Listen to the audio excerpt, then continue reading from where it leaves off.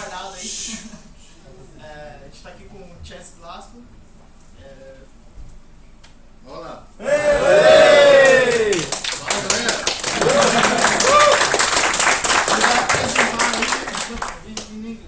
Meu nome é Chance, eu sou desenvolvedor, mas eu falo gringo pra caramba. Então, eu vou falar inglês, tá bom? Ok. Ótimo. Vamos junto. Who here is already a developer? Yeah. Okay. Who here is going to school for developing games? All right. Are the people who are here as developers, are they indie studios or bigger studios? Anyone? Okay, studios mais grande, indie? No? Tudo indie, sim? Okay. Indie. So I think everyone who works in games at one point played a game that inspired them to make games. Something that made you say, wow, I really want to do this. I want to make games. I want to, not only want to play them, I want to create them. So for me, there was a game that I played. It was in 1990, or 1989. Heroes Quest, which was later renamed to Quest for Glory for legal reasons. Has anyone played this? Like, I don't know. Raise your hands if, wow, some old people in here. Ancient. This game to me is what took me out of, typical Nintendo, NES, Sega, and realized that PC gaming is amazing and it can do so much more, right? Basically, you had only 16 colors, and you had to walk around on the screen and type things in, like open door, or climb up the tree, attack rat, whatever. And if the door wouldn't open, you're like, oh no, I need a key. So you walk around, you try to open things, you're like, okay, there's no key here. Eventually you find the key, you type use key, and then you've discovered the answer to the puzzle. It was very, there was no internet, so you couldn't cheat. It was very annoying sometimes. So I went to my friend's house after school all the time. And I would spend like 4 hours after school trying to, solve the next puzzle. I just become really obsessed with this. And so I talked to my parents and I said, I really want a computer. And at that time, computers were like $3,000 US. And this is 25 years ago. So like $5,000 US. It was it was like buying a computer in Brazil, too expensive. Except it wasn't taxes, it was actually just the cost. So luckily at Christmas, my parents bought me my first computer. It was a Tandy 2000, sexy machine.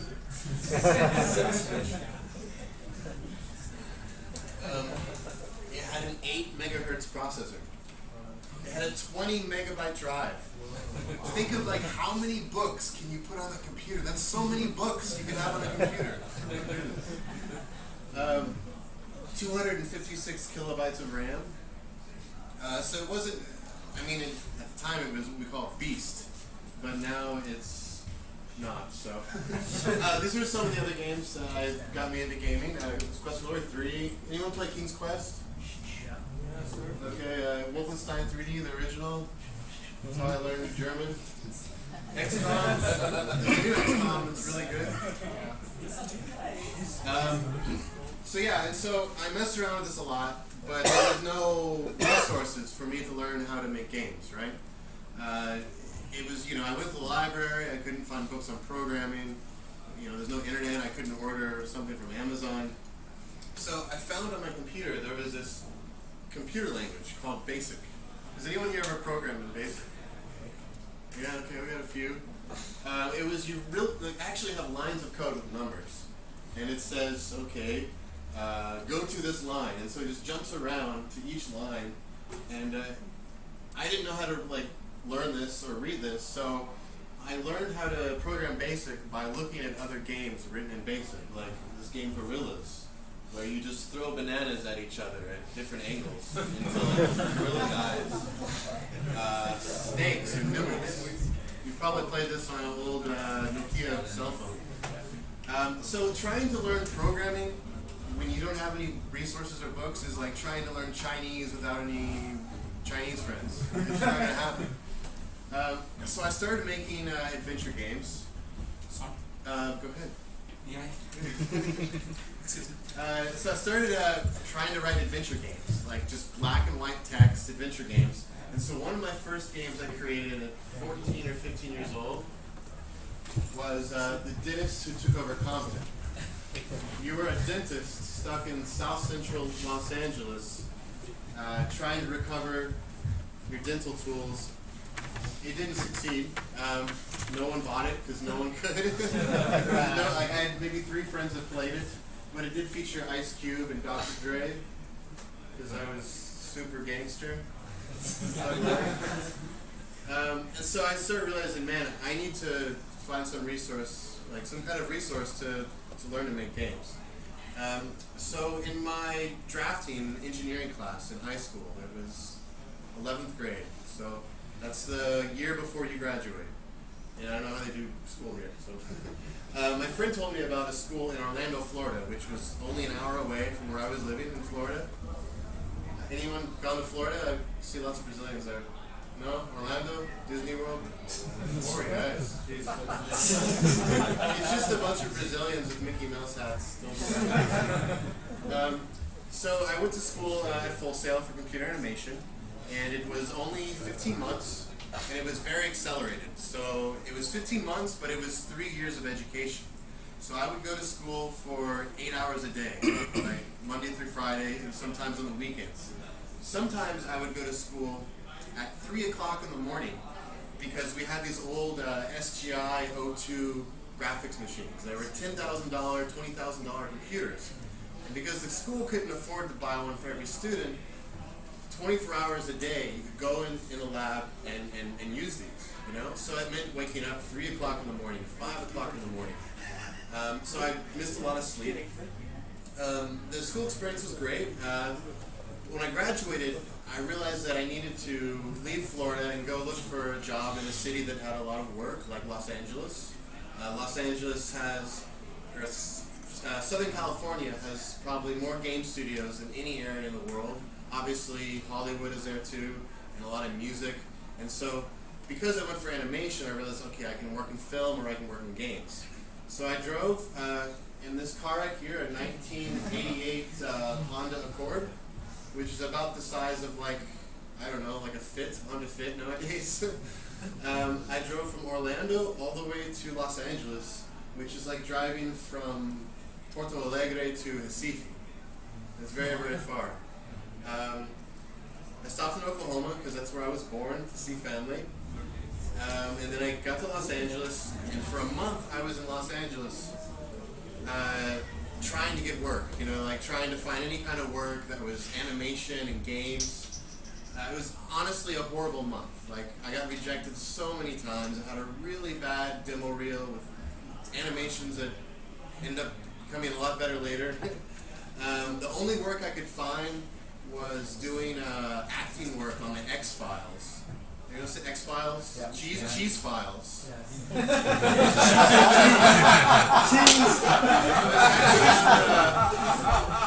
On the Queijo Files. And I didn't want to be an actor, and it didn't pay, so I sadly I was going to drive all the way back to Orlando again. But on the way, I stopped in Tulsa, Oklahoma. And Tulsa, Oklahoma, it's not one of those places you expect to find a tech job or games. It's, you know, there's a lot of oil there, but technology, it's kind of like Acre. Like, most people don't know it exists. So like people don't go there for work. And so I stopped there, and I spoke to a friend who got an internship at a game company. I was like, there's a game company here? That's crazy. And so I applied, and I got an unpaid internship for 1 month.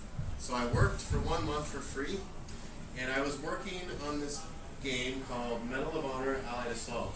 Does anyone play this?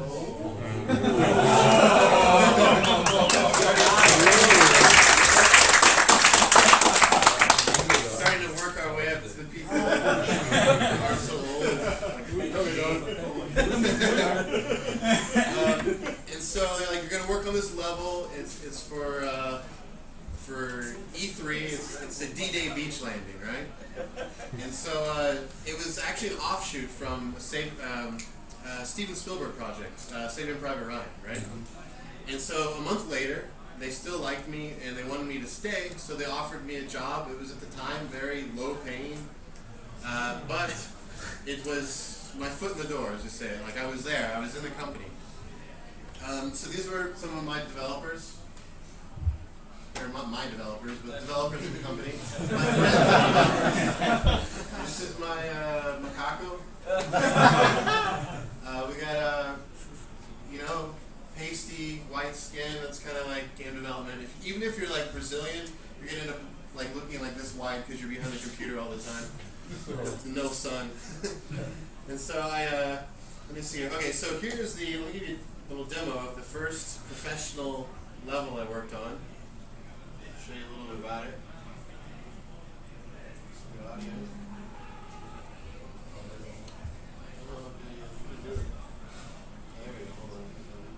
What?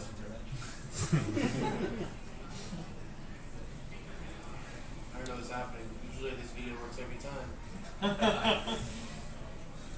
Let me do a restart on my slide.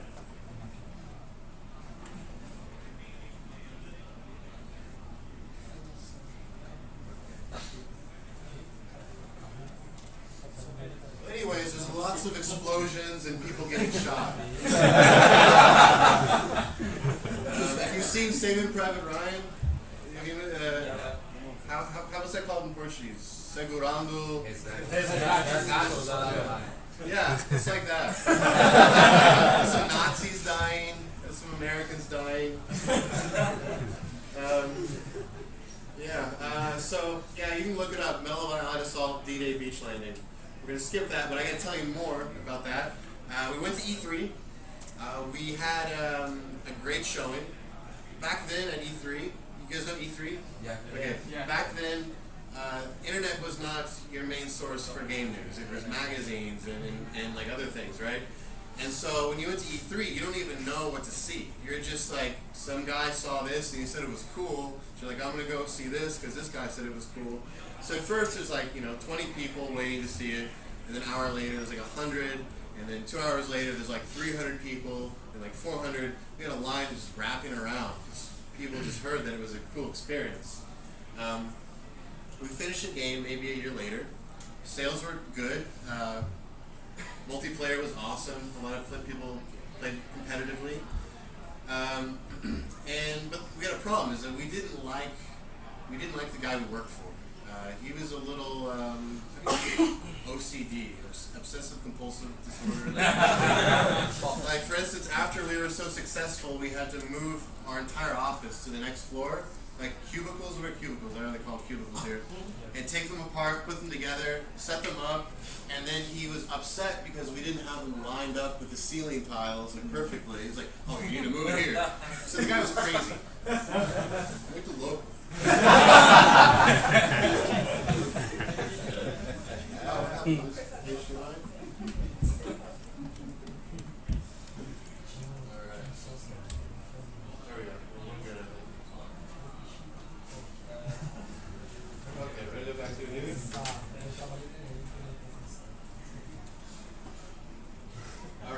So, a bunch of us got together and said, screw this, we're out. Let's go make a different game. And so we all left, or 22 of the 30 people left 2015, which was my first company. And we got our own studio and had to make a game that would compete with Medal of Honor. So we had to compete with our last game. Now, initially we were working with Electronic Arts on the expansion for Medal of Honor.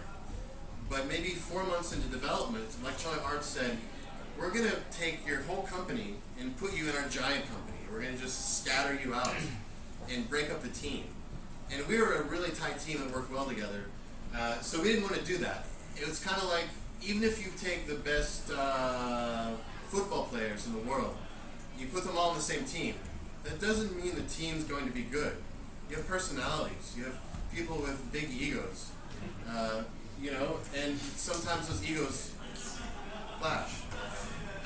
So it was very important for us to stay together as a team, and that's why we decided to say goodbye to EA. They weren't going to pay us because we weren't going to move, and so we said goodbye. We looked for another publisher, but we told our publisher that it's very important for us to stay together as a studio. We can't just be absorbed into the mothership, as we call it, right? So we had to start over from scratch. Like all of our work, 2.5 years on Medal of Honor, pretty much all gone because that was owned by EA. And so we started off with the Quake 3 Arena engine. Anyone play Quake 3? Yeah. All right. Yeah, hands. Passing in time. So we created Call of Duty, the very first Call of Duty. No one really knew who we were, except they heard we worked on Medal of Honor. We were a new studio. So when it came out, sales were slow, but multiplayer was really fun. We were able to do a lot of features that our publisher wouldn't allow. Unfortunately, sometimes you have business people or publishers trying to tell creative people what to do, which is crazy as an animator or artista to go inside, like, I don't know, Petrobras and like tell them how to make oil decisions. Like, it's stupid, right? And so Call of Duty 1 went really well, and the main problem we had is that being on PC only, we didn't have as much of a reach. There's a lot of people who couldn't play our game because a lot of people were console gamers.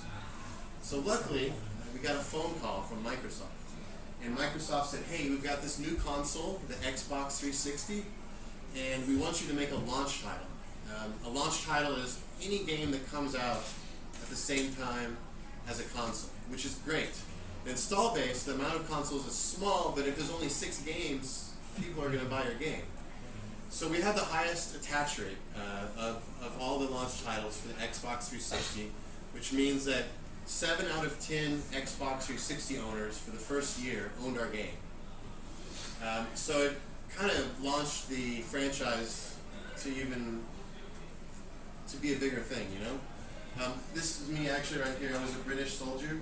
If you've ever played Call of Duty and you see like Lieutenant or Private Glasco written above their name, that's me. So I die a lot. So Call of Duty 2 was a big success because we were on a console finally.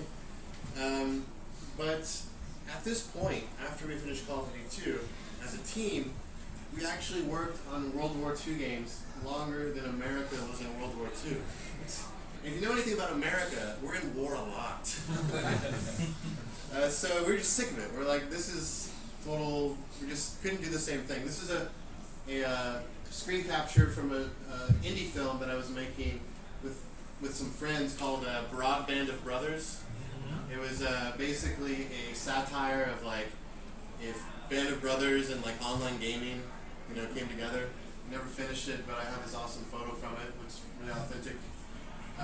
Running around in like a public park with guns, you have to be careful. So anyways, we were like, we gotta do something new. We had all these ideas. We're like, oh, what about like flashbangs? Oh, we can't do flashbangs, that's modern. Helicopters, fast roping. Guys jumping to helicopters. No, we can't do that. What about all these new like weapons? No, we can't do that. It's not World War II. We're like, we should make something modern, like a modern Call of Duty. And so we thought it was a great idea. Jason West and Vince Zampella went to Activision and they said, hey, we've got this great idea. Think Call of Duty, but in modern day. They're like, no one's going to play that. And they're like, look at this chart. They're like, World War II is so popular. No one wants to play modern day. Like, it was already Counter-Strike. Why would you want to make another Counter-Strike? So we were rejected. They said, no, you can't make Call of Duty Modern Warfare. It's not a good business decision. It wouldn't sell. And so Jason Vince, they came back and they told us the bad news. We were very sad. So we decided to prototype a modern day game anyways, and just not let them in our office for 3 months. So we have Vince who's like trying to keep Activision out of, no, you guys can't, we're going to surprise you, you can't come in. And so this is the level that was actually prototyped. Hopefully the video will work this time. The level that was prototyped, this is the final product, not the prototype, but this is the final product as seen in the remastered Call of Duty 4 Modern Warfare.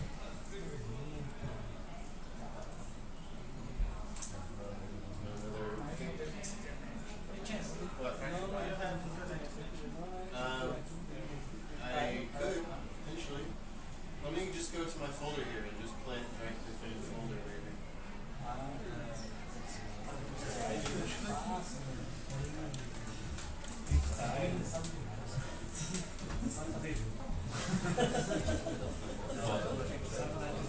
Yeah, I have to do that.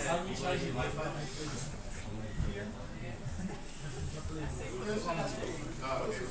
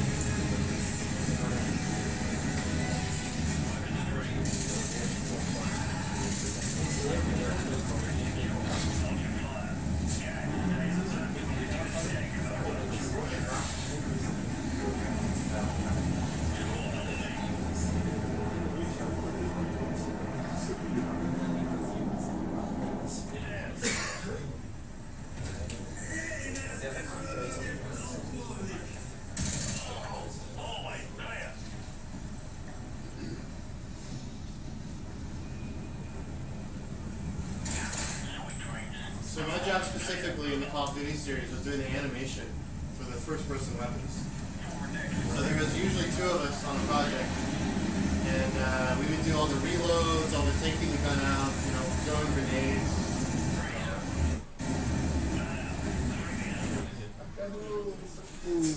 Sorry, you guys have Rio internet apparently. And you did that all with the motion capture? Or by hand? It was motion capture for all the characters, but all the first person stuff, the guns, was all by hand. All by hand. I think your internet just stopped on you.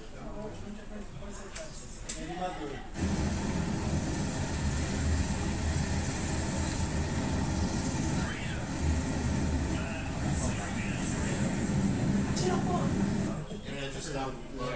But you guys get the point? A bunch of guys running around shooting things. We played this a lot. Played this a lot. Alright.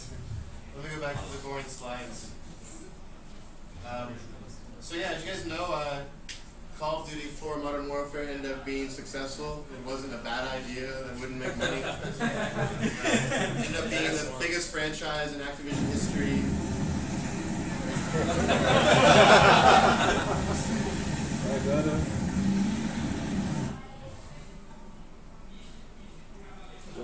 So I do have some videos that probably won't work for you. Let's see, media unavailable. Well, here goes a bunch of my presentation, but oh well.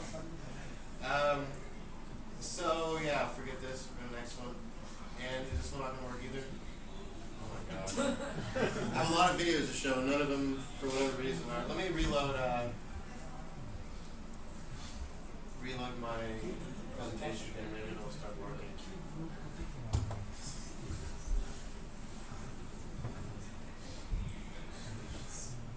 Oh, because I haven't activated it. I didn't save this. I didn't pirate it, it's just a try. Media unavailable. Yeah. Well, whatever. It needs not that much. The video needs to be in the same folder. It usually is. I don't know why it's not there. So it's usually embedded in the file, but whatever. So anyways, on to virtual reality. I got sick of Call of Duty after 12 years of working on the same franchise over and over and over. When something is big and popular, it's hard to convince your publisher to change it because it's making money. For instance, they didn't want to change to Modern Warfare. So after I realized they weren't going to make Call of Duty with dinosaurs, I was like, I'm out. I know, you guys would have played that, right? Like, it's like a pterodactyl with like laser guns. Like you're on a pterodactyl, like swooping down, kill streak.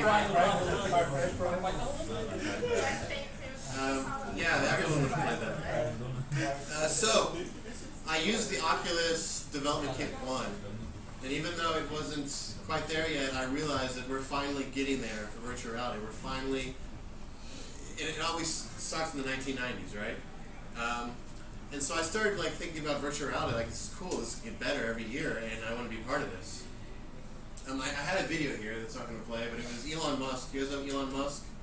He's the CEO of SpaceX and Tesla Motors.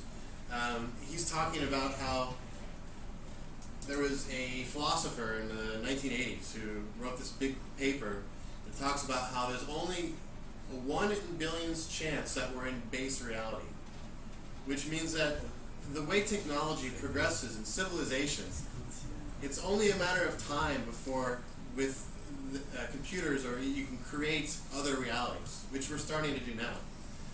And so mathematically, if that's true, the chances that this is real reality, whether it's computer or spiritual, is very low, based on this theory. It's kind of mind-blowing. But let's get a little more grounded into reality here, or virtual reality. All right, so this is virtual reality in the 1990s. This big ugly thing that cost. Let me start my slides here. Hold on. I have my notes. This. Sorry for all the technical difficulties. Okay. So, this was called the Virtuality 1000 CS. It only had a 60-degree field of view, so it's like looking through like a little sliver here, right? The resolution was only 276 by 372 per eye, which is a little bit better than a Nintendo. But imagine Nintendo blown up like into your complete vision, right? The latency, the time that it had to know that you're moving and doing things, was 50 milliseconds, which is like, it would be like drinking like 2 bottles of wine and then playing Grand Theft Auto. It's like a drunk simulator. 20 hertz. Okay, you guys know how bad 20 frames a second is on a small screen? Now imagine blowing it up to your whole field of view, you're going to feel sick. And it costs over $100,000 US. It was from a company in the UK, wasn't it? Yeah, this one was, yeah. Yeah, I don't know what happened there, but here's some others. This guy looks like he's from like Judge Dredd or something. More virtuality. This looks like a United Nations helmet with like a white box on it. This guy has his head in a Japanese toilet.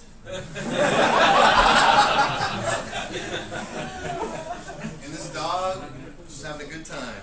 I had to add that because my company is Doghead Simulations, and I accidentally found that, and he says, "Whoa, virtual reality is cool. Realidade virtual muito legal, cara."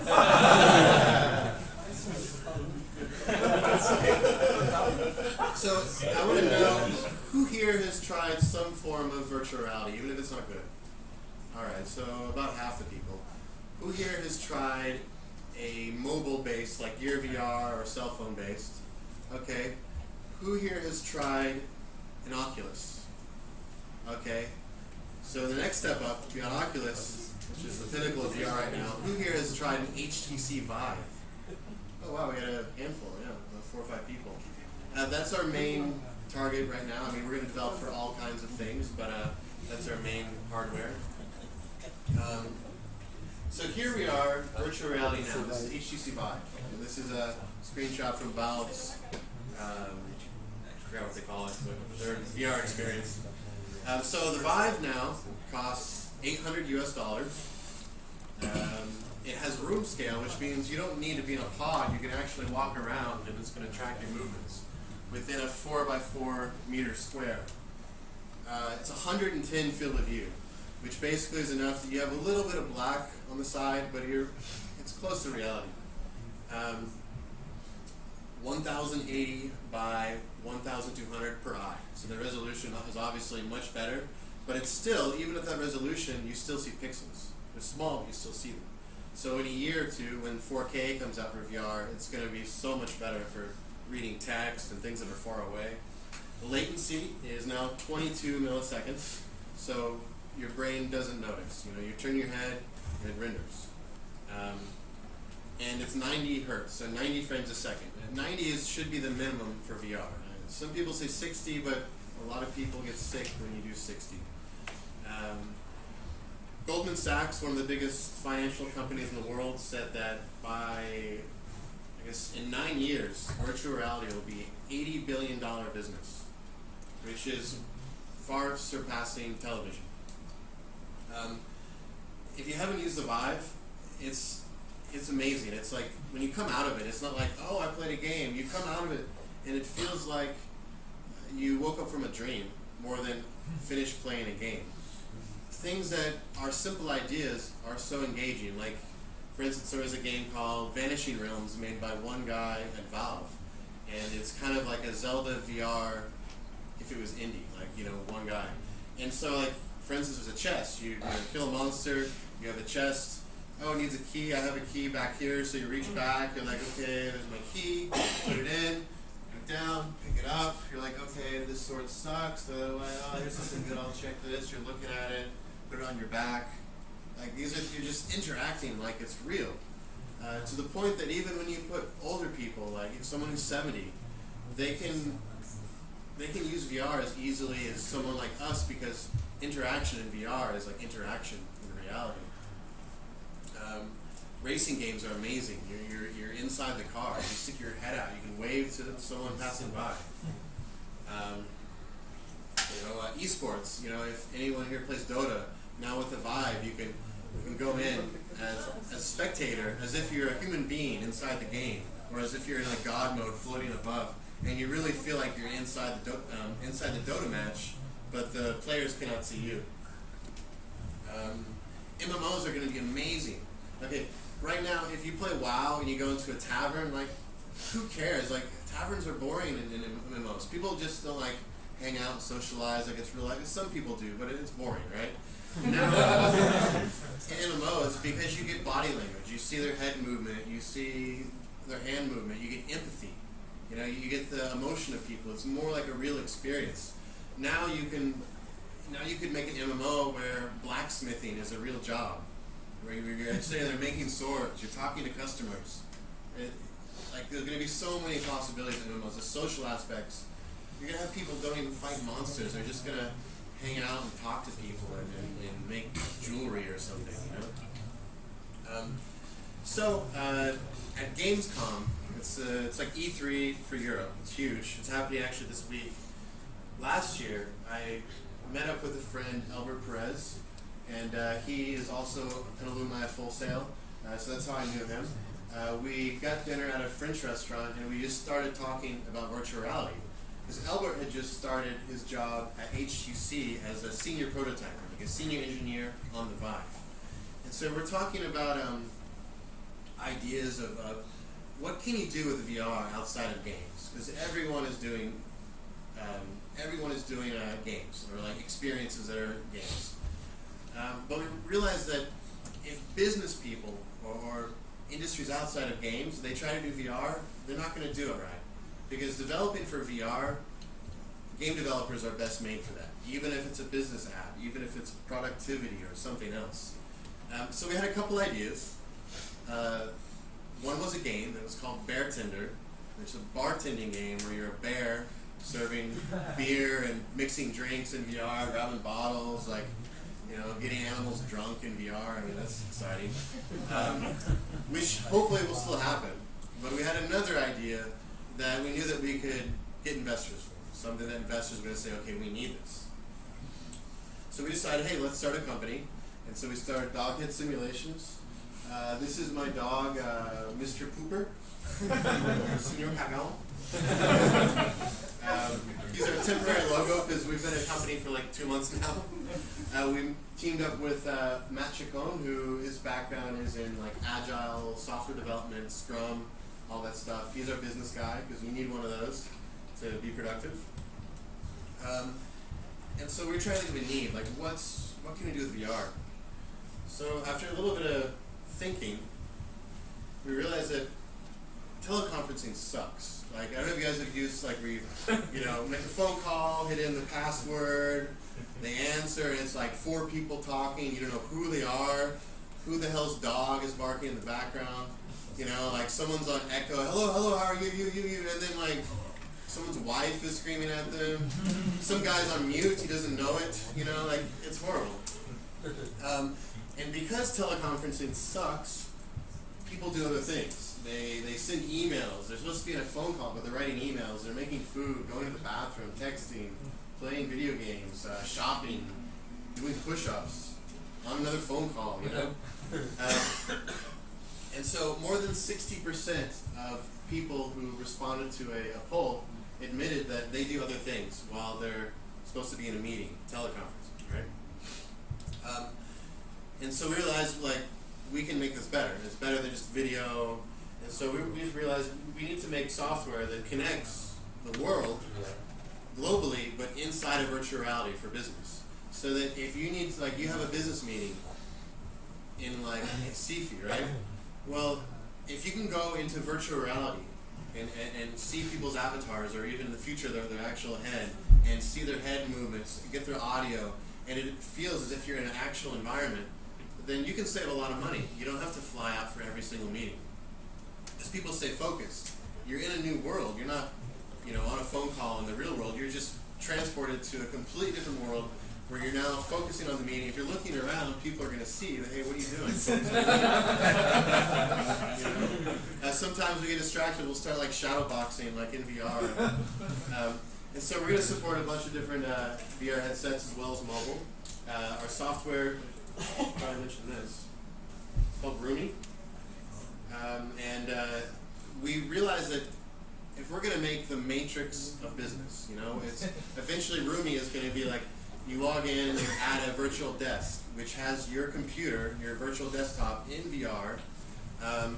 It's going to have support for like task tracking for bugs. So like we could do things like, let's say you're a programmer and you log in and you have a critical bug that you need to fix. You could have like an animated gorilla come in and start like pounding your desk, like fix this bug, you know, like you can tie this into like databases like Jira or any other software tracking, right? So the important thing about working on software that brings people together globally is working in other countries. And so that I know that if I can go into Roomy and have a Roomy session with someone in Seattle, then we're doing something right. So right now, all of our business meetings we have in virtual reality.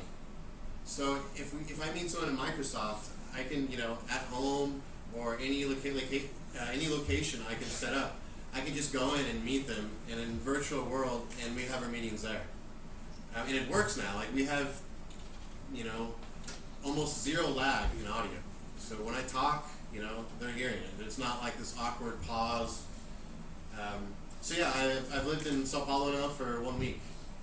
So I'm excited to meet everyone in the game community, get to know everyone, get involved in game jams, events, and all that.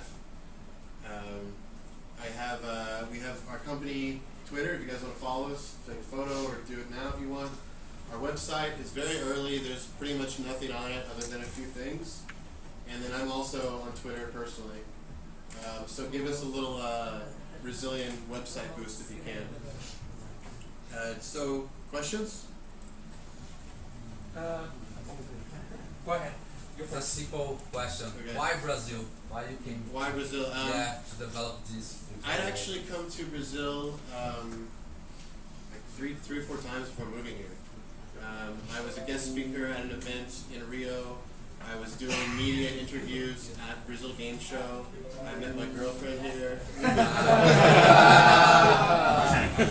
It's mostly work, guys. It's mostly work. And so I had a lot of friends here, and so there were so many factors that brought me here. And I like Brazil. I trained jiu-jitsu. Anyone here train jiu-jitsu? This guy right here, you're one. I swear, it's the best martial art for game developers. It's problem solving. It's like engineering of the body, almost. it's like chess. It's chess for martial arts. So something I do advocate as game developers is find some kind of intense exercise. Because when you're behind a computer all day, it's not good for you. Unless you balance it out with something like getting your ass kicked. You know, so yeah, does that answer your question? Yeah. And just one more question. About your view of the market. So you came here for our reasons, but what's your view until now from our market, our professionals here, the long-term revenue that we can get here? I could be wrong. Correct me if I am wrong.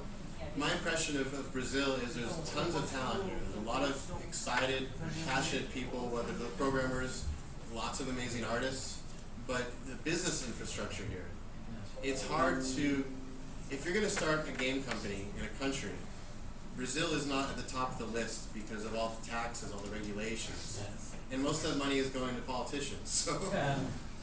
So I think the problem isn't lack of talent. The problem is having a better business country. So I think that's going to take a lot of fighting through political means to make Brazil a friendlier place for businesses to exist. You know, because if I have to hire someone and say I pay them 10,000 reais a month, if I have to pay the government 8,000 reais as well I'm going to open up the United States or maybe Chile. You know, so. Yeah, there's an issue with having a climate of business here, but there's no issue with having talented programmers and artists and whatnot. Someone else? Me. Yeah. So you said before that you studied in full sail, and I just researched this university about a month ago, and it's good. We travel to this place in. Quer falar português? A gente tenta. Ok. Se assim é boa ou se dá para um aluno brasileiro ir lá pegar esse estudo, entendeu? If some guy from Brazil going to his university. Yeah, there's a lot of Brazilians. A lot of it because it's in Florida, and I think Florida has more Brazilians than any other state in the United States. I know, just off the top of my head, I can think of like 4 maybe that I know personally, but I know there's more. I think, does that answer your question? I researched also, so just for information, it's difficult to us because the amount to study is very expensive. It's like $50,000 US here in Brazil is more 200 reais, And that's the thing is that's a normal price for education. In the United States, right? So there's no subsidization of private schools. But there was no public schools that offered what I wanted to learn. So you need private schools to come in and fill the void of what the government's not doing, because the government doesn't get everything right. Yeah. So I think you had a question. Again, virtual class is awesome. Great, but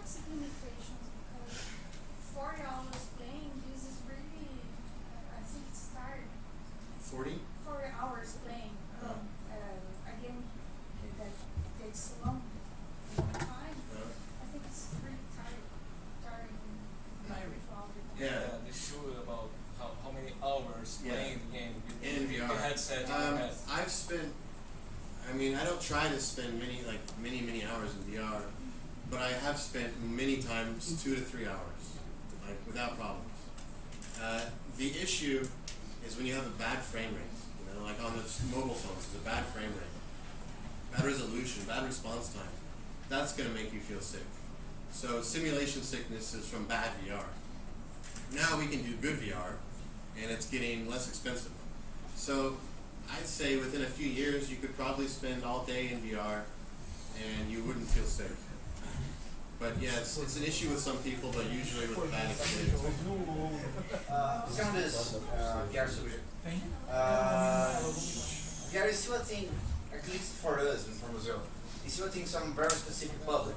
I mean, the hardware is very expensive. There are very few games yet. Even the mobile experience is still hard to get. Yeah. It's not a good experience, but it's still hard here. Yeah. How do you see the market will solve that? I mean, by getting cheaper hardware or smaller hardware, or something like. I saw that news about Intel total wireless headset or something. Well, do you remember a time in Brazil where a lot of people cannot afford to buy cell phones, mobile phones? We still like that. Yeah, well, but it's changed, right? Like, I mean, still, like, compared to 20 years ago, or even 10 years ago, the amount of people who can afford a phone here, like a cell phone, it's just a matter of the technology going more mainstream in time. Like I was saying earlier, the first bad VR was $100,000. Now you have something that's 100 times better, and it's $800 US. And that's for the most expensive VR available. So, you know, now, you know, you're gonna, you know, VR here, the best experience is, you know, accessible mostly by either the very hardcore gamers who will save their money for that long, or people who are very wealthy. But in a year, the viable might cost $600, you know? So it's just a matter of time. You know, there's nothing we can do about import taxes. That's a Brazilian thing, you know? So if you pay, you know, 1,600 for something that's 800, that's something, like I said earlier, you have to work out with your government. But yeah, it's just gonna get cheaper and better. Just like, you know, look at a video card from like 3 years ago, 4 years ago, and think of how slow it is compared to a new video card today that costs less. Just like any technology, it's gonna get cheaper and better. More tiny thing. Yeah. And so I want us to be one of the first people to the market, because these big corporations that they fly. They fly from here to other cities in Brazil all the time. That's why I believe, because it's a business company. Yeah, Exactly. exactly. Actually, I'm going to buy equipment because I need to save money. So I pay like $6,000, but I save 20 for a month actually. And some of these business people are like, this is cool, I want to have this at home. And they buy it at home, it gets cheaper, then the middle class starts buying it, and the lower middle class starts buying it. You know, it's just a matter of time, it's economics. And for a company, $800 is quite cheap. Yes, exactly. That is quite cheap. Yeah, Because they're paying for the device behind the It's- photo. yeah. Much more. It's $800 for a flight to Miami and back. You know, so if you do a lot of flights, there you go. And then Cisco costs, some of their systems cost like $25,000 for a Cisco video The conferencing one you network. showed there, Yeah, it costs more than $10,000. Yeah, exactly. Each one. What's your advice for us, the young artists, Uh-huh. to need to study to get really good in this technology? For artists, I would say find out what you're good at. You know, are you good at problem modeling, environment, characters? Characters are going to be the most competitive and difficult thing to get a job at. Because frankly, it's a lot easier to approach something that's mechanical than it is organic, right? So I would say try to get an internship or get a junior level job. If you can't do that yet, work in the mod community. Do modifications for Skyrim, Grand Theft Auto. Get involved in the PC mod community. Because 2015 in Infinity Ward, like 70% of our guys were from like Quake 3 mods, you know, Half-Life mods. We were just fans, like it was a hobby. And then they realized, oh, I can make money doing this. They didn't go to school or anything, they just learned. So always educate yourself online, there's a lot of free resources. And most of all, you know, try not to get discouraged, because you're not going to succeed instantly. You might, but probably not. When you guys left TA as a team, how did you keep up with the necessary knowledge to make new games? I mean, you are working, you're making games full time. Yeah. How do you take time to stop and study and develop as a professional and as a team? I think we're constantly like reviewing new technology. I mean, if we hear something that's very useful, then we're gonna talk about it and see if we can use this. Someone might mess around with it. So it's not like there's one time period for this. We're just always absorbing information and checking it out. And there was almost no time between Infinity Ward in 2015. It was just like we left, we started working. So there was no time to like slow down and forget things. It was just keep working all the time. And regarding VR, do you foresee any problems with VR becoming too immersive? Like you spend a whole weekend playing and kind of not really. Yeah. As you said, when you take out the VR, you're like, oh, I'm in a different world. Yeah, that's a great question. Is virtual reality going to get so real that it creates psychological problems, or we don't want to leave it? There's actually a great book out right now called Ready Player One. If you're comfortable reading a book in English, it's very easy to read. It's not very complicated. It's like the year 2040, and most of the world's resources, oil and everything, are gone. There's been so many wars because everyone was fighting over resources, and so it's about this guy who lives, not totally lives, but most of the time spends his time in VR because his world around him is so bad. You know, there'd be like 4 families living in a house this big, or worse, you know, stacked up on top of another. It's just like basically a horrible future. And so there's this world that's like an MMO, a virtual reality MMO, that becomes super popular. And it gets to the point where everyone's escaping reality because reality is so bad that they want to stay in virtual reality. I don't have an answer to like what the implications are going to be, but I think as developers we have to be very responsible and think about the impact we're having on human beings when virtual reality gets very real, which it's starting to. For instance, there's a game called Hover Junkers, and it's kind of like you kind of fly around on this floating platform, and with one hand you have a gun and you're shooting other people, kind of like an FPS. And if you want to restart or commit suicide, they actually like you can put your gun up to your head and pull the trigger.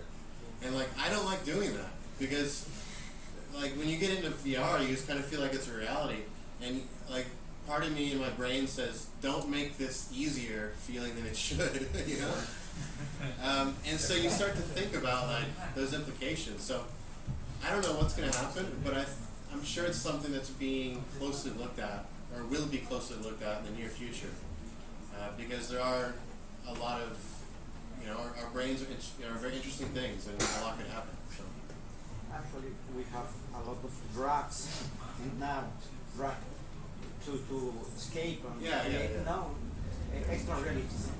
No, it's one more possibility. Yeah, I mean, but you could say that like you can escape reality with anything. Like I mean, certain things are more popular than others, but you can do that now with current games. You can do that with sports.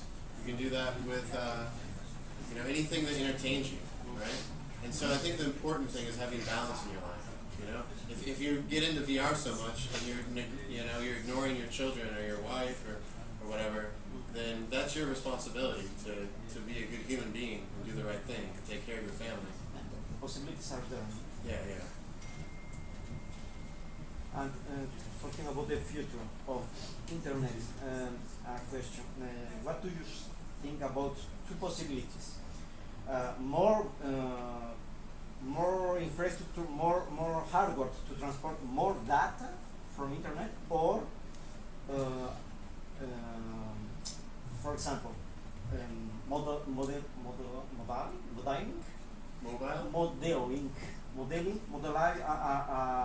a scheme, for example. En português. Modelar. A scheme, for example, to translate the gestures for one person to another person. Tô querendo falar. Vamos em português. Bringing expressions from the real, Like the the facial real expressions. guy from the virtual guy. Make all Okay, so expressions basically, change. right, yeah, I see what you're saying. So like right now it's avatars, it's characters, Yes. it's not you. In the future, in the near future, we can implement other solutions. For instance, there's cameras now. Razer has a camera they'll release this year or next year that scans 3D geometry and textures in real time, right? So let's say when VR gets down to like a small thing or contact lenses where you can see someone's face, now you can have the camera scanning them, so you're getting basically a floating head in 3D. So that's one solution. A solution we can do now is you can do a head scan of a person. There's companies that will scan your body, scan your head, and you can use that as your avatar, but you're not going to necessarily have animation that matches. So this will happen, but probably, maybe 4 years, I don't know. But it's not that far away. And I mean, it seems the same way about integrating all this, reading brainwaves or like a way to process the real emotions from the people. The guy who's playing the game, like you said. Oh, okay. Or like I'm going to shoot my head, so I could easily, at least by now, I could easily feel the process the emotions on what's going to happen. So I could prevent that, or at least use that emotion to do something inside it. Well, I think that emotions will come out naturally when you have their facial data, right? And when you have their body language. We already have body language with our software. So now with body language, I can ask someone a question inside of a roomie session, and before they answer, I know their answer because I can see their body responding. Like, no, so it'll be just like real life. Like you can eventually have the facial information of how they're feeling and their body language, which you have now, and their audio, which you have now. That answering your... Yes, sort of. You can, I mean, in the deepest way. I mean, like we have hardware that can read your brain waves, right? That could interact inside the game. oh, So you we mean could- like we maybe your blood pressure could affect... Like that, yeah. Yeah, I mean, you could do that, but the thing is, most people don't want to want to hook up here and here and here. Yeah. But we have smaller hardware. I can do that with my phone. Yeah. So small things. Yeah. You can let's say blood pressure. You can do that with camera. I think our camera can do that today. There's someone who's making a VR experience that's a horror game, but it reads your blood pressure. So when you get more scared, the game gets scarier. So basically you're fighting with your own emotions to try not to scare the crap out of yourself. Yeah. So yeah, this is existing, just a matter of making it more mainstream. I wanna play like that. Yeah. I'm gonna find out what it is, I forgot. They said they used this kind of technology or the strategy on the voyage. Oh yes. Their armor. Okay. Use the sensors spread across the body Oh yes, so yeah. just to sense this kind of Yeah. emotions, and then project that sorry No, I understand. increase that Yeah. kind of emotion. We're talking about having almost limitless possibilities with VR. Is there anything that you're actually looking at right now or to the future that you say, oh, this is not going to happen, this is not going to work? I don't know about not work, but I think the most difficult thing will be getting physical feedback. Well, right? For instance, if there's a big box here and I'm in VR, if I try to sit on the box, I'm going to fall because there's nothing there. And so how are we going to recreate in real time physical solid objects? They have gloves where they have little skeletons on them, so if you grab something it stops you, but that doesn't mean I can sit down on something and not fall. So that'll be the most difficult thing. That might be one of those things that's only solved after I die. It could be 50, 60 years in the future. really like the Matrix, you know. Yeah. That'll be the most difficult thing to solve for VR. And then you're basically full Matrix at that point. We're at the Matrix Alpha 0.1 version right now. And when directing cutscenes or movies, today you take a cutscene and you plan, the camera will be here, you will see here, so everything else we're not going to render it. With cutscenes, you're not really going to have cutscenes. It's going to be more like theater, where you're there and you're watching something, right? Because if you're constantly cutting, and moving to different, different locations, the player is going to be confused. You're like, why am I here? I'm here now. No, I'm here. And it doesn't feel like VR. It feels like... How do you plan to, you have two NPCs talking to each other. How do you prevent the player to, just wander off and do something else? I mean, you could do something like, for instance, like right now in VR, right? Let's say there's a wall here, like in VR, and I have a lot of space to walk in real life, so I can physically walk here, right? But then when I get through this wall, the entire world shifts, so that I'm still in front of the wall. So then I walk past the wall, wall's here again. Understand? So it kind of moves the world so that you're back inside the room. That's one way to do it. All right, are we on time? Maybe a couple more questions? One more, two more? Yes. Two more? Okay, someone else hasn't asked? Luis, mais? Luis? More questions? Tá. Eu vou falar em português mesmo, que eu não vou nem arriscar falar em inglês. Nem arriscar. Eu gostaria de saber qual a sua opinião, né? Falou muito sobre realidade virtual, mas sobre a realidade aumentada, né? Qual a sua opinião, a comparação entre uma e outra, qual é o futuro, se a realidade aumentada vai sobrepor a realidade virtual ou vice-versa? What is my opinion of virtual reality something? Augmented reality. Augmented. Augmented reality is definitely the future, and they're going to come together. You don't need two devices. Even with the HTC Vive as a camera, you can hit a button and now you see the world.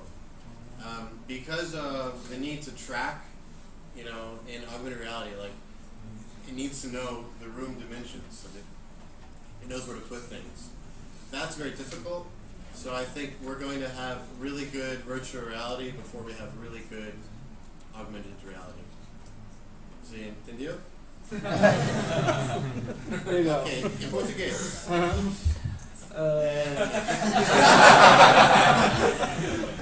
Depois eu passo daí. Realidade virtual, muito legal, cara.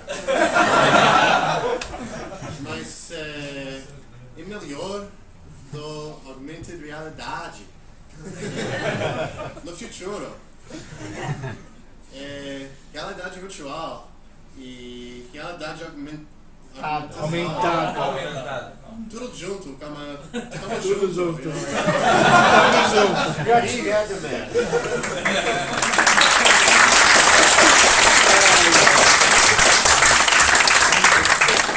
Você precisa, usa HTC Vive, HTC Vive. Eu já usei. Very cool. Muito bacana. Great first. Mais e acabou. Mais uma pergunta? Wait, we back there. She's never asked. Oh, no, Oh, sorry. you're straight. Right. Okay. Se vocês puderem por mim, então. Porque assim, na verdade a pergunta é mais profissional. Ele tem uma carreira profissional. Como se ele pudesse fazer um coaching da gente, né, como um profissional nosso desenvolvedor de jogos, qual seria o coaching dele? Qual seria a projeção profissional que ele poderia dar pra gente? Está começando no ramo. Eu não entendi a sua pergunta. Você fala muito fácil, Você fala... Parece Assim, qual seria a dica? O coaching, a parte do coaching eu não entendi. Digamos assim, como seria essa parte assim? Estou começando hoje, como estou numa carreira profissional de desenvolvedor de software.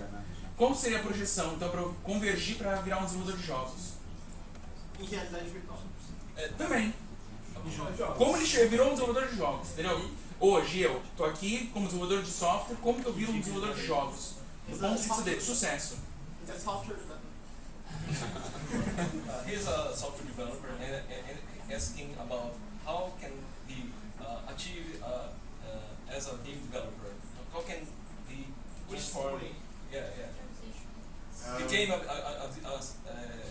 Qual o background Ok. dele? Você Qual o background? é programador de software engineer. software engineer. Yeah. É C Sharp. Yeah. Você precisa aprender Unity Ah. ou Unreal. Você pode aprender na internet, YouTube grátis. E I think he's asking about a career. So if he could get an airplane and go to United States and how can he get a job, a real job in the game industry? Primeiro você precisa trabalhar com o jogo. Você aqui, então tem muitos desenvolvedores aqui, encontrou eles e faz um projeto juntos. Game Jam. Game Jam. Depois. This is no dias. Depois, se você tem alguma coisa, if you have something good, if you're getting good, you have something you can show, you start sending out your resume, your information to companies all over the world and try to get a entry level and get better and better and work your way up. Scaling the later. There's no tem secreto. No shortcuts. Yes. Big games. I have a last question. Okay. There is a lot of different devices from virtual reality. Mhm. Do you think the HTC Vive will be the device from future? Well, right now the HTC Vive is the best experience, and then the Oculus is right under that. If the Oculus had room scale, where you could walk around, and it had hands, which are coming soon, it would be equal.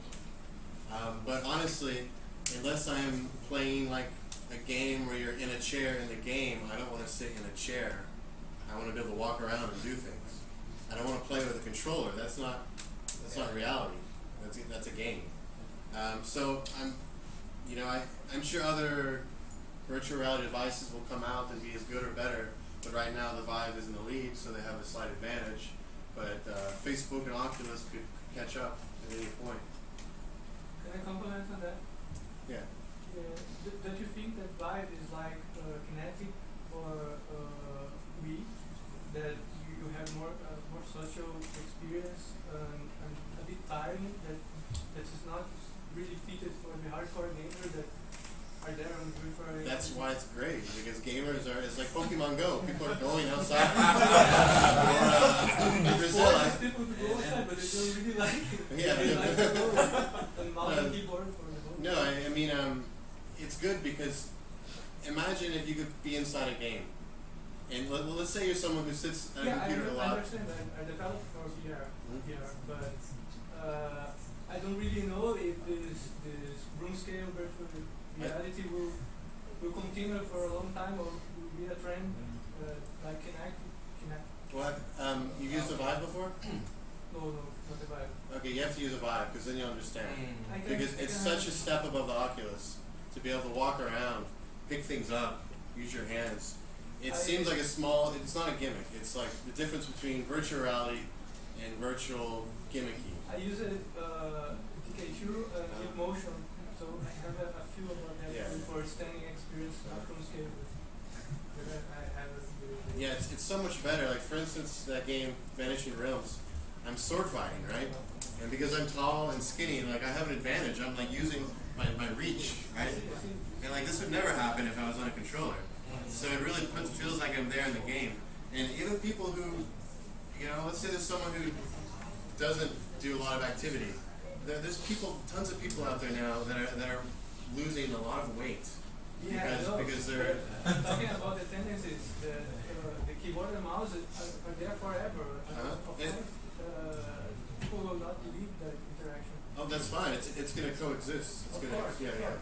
But do you think that the room scale will stand for a long time, or people For will sure. get tired for? Well, because you can't have virtual reality without having a room scale. Because unless you are basically simulating someone who sits in a chair all day, like I'm a wheelchair guy, you know, that's the only time it makes sense to be in a chair. But if you want to fight dragons and gain XP, you're not doing that in a chair. The characters are running around, they're interacting. So you can't reproduce the feeling of being somewhere, walking around, interacting with things without walking around and interacting with things. It has to be part of the experience to have accurate virtual reality.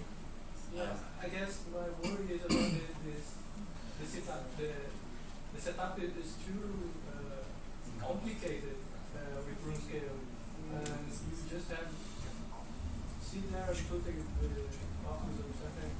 It's much more practical. I mean, it's you set up one time. You can set up, you know, you can put your base stations in your room, set them up, and then you configure your room and you're good to go. If you come back the next day, you don't do that again. You basically turn on the computer, select the game, put the headset on, grab your controllers. It's not actually that complicated. Unless you're moving around, if you're traveling a lot, yeah, you have to take those down and set them up. It might take 10 minutes to do that. But if you're always gaming on the same computer, in the same room, you can have a setup that's always there. Yeah, in my mind, like, comparing with the experience with Kinect, it seems that Kinect games are getting out of trend. They're not so popular right now. And I try to compare how it will project for room scale, you know. Yeah. I don't know if it's a thing for Brazil, that we don't have a lot of space. Well, yeah, that's an issue too. I mean, not everyone has a room that can have big room scale. Yeah. Like, you can do small room scale, and then you have the teleportation mechanic. But the thing with Kinect is it's not VR. You don't feel like you're there. Yeah, you're moving your body, but you're in your bedroom. You're in a living room. So I wouldn't compare the two because you don't feel like you're there when you're in Kinect. You're just moving your body, and there's things on the screen that are changing. There's a whole tracking thing, like Yeah. But you're still inside of your living room, you know, like looking around. It's not like, oh, holy crap, a dragon just flew in front of my face. Good? Obrigado.